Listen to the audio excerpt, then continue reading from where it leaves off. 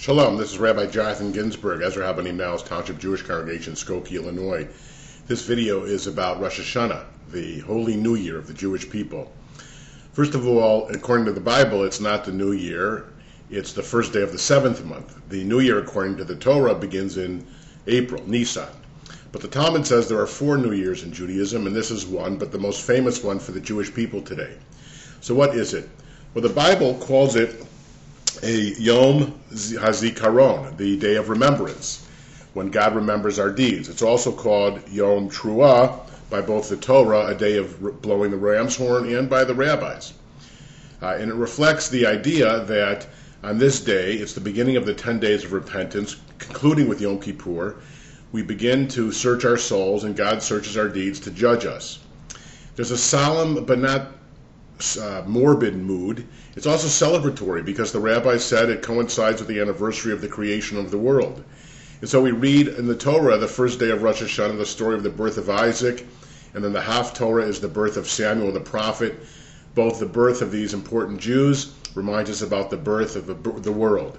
Not that we actually believe the world was created on that day, although some Jews might, but it's a way of talking about a new start, because the Torah says that when we conclude with Yom Kippur, if we've done our work of repentance well, we then become clean before God. I also urge you to view 2 other videos I have, one on repentance and the other on the Torah portion Vayera, which deals with the binding of Isaac, which is a Torah reading for the 2nd day of Rosh Hashanah, and also deals with some of the basic ideas of Rosh Hashanah. So what are the customs? Well, the period starts really a month before an Elul, when we have penitential prayers called Slichot, and a big service at midnight on the Saturday night before Rosh Hashanah. Usually, unless there's less than 4 days lapsing between then, it's moved back to the last week, in which we offer penitential prayers. Rosh Hashanah is 2 days, and it's a time when we celebrate, as I said, the new year and this theme of creation. One of the customs is especially to eat apples dipped in honey as the sweetness of the year. We're supposed to say to one another, Lishana Tova, for a happy new year, or Lishana Tova Tikatevu, that we should be written in the book of life for a good year. And then, after Rosh Hashanah, we begin saying, Lishana Tova Tikatevu Vatechatemu. That last word, Vatechatemu, means that we should be sealed in the book of life. The imagery is that God has a book of life and records our deeds and then determines whether we're entered in for another year. Now, I don't believe that's literally true. One of the preeminent professors of medieval Jewish liturgy, an expert on the Machzor, used to give lectures at my first synagogue in Brooklyn, and he was the cantor for the High Holidays. And he used to talk about how this is really constructed as a play, and we're the central participants in this play. And we are to act as if this were true in order to assess our lives and improve our lives. It's not to weigh us down, but actually to rid ourselves of clutter, of the spiritual garbage and the mistakes we make all year to God that we can atone for. Now, this period does not atone for the transgressions against people. That we have to do on our own. We have to ask them for forgiveness.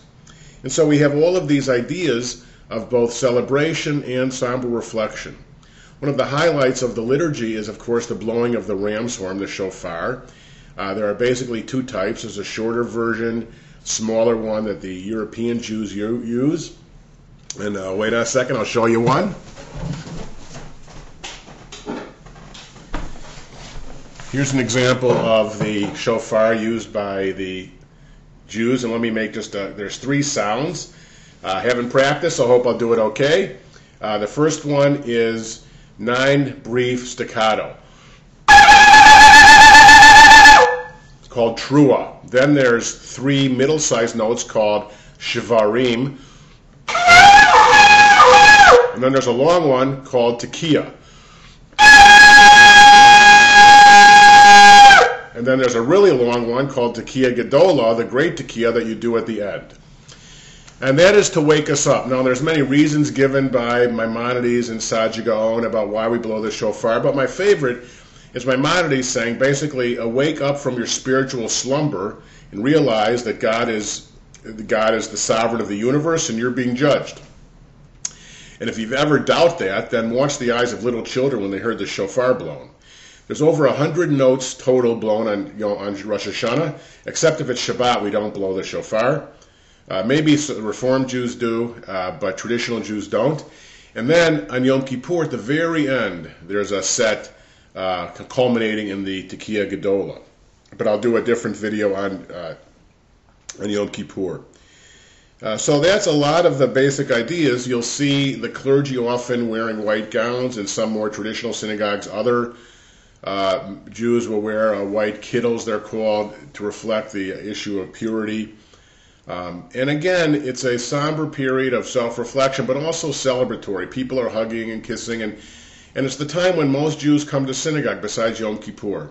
So hopefully, time for family and friends to get together for celebratory meals. Wish one another a happy new year.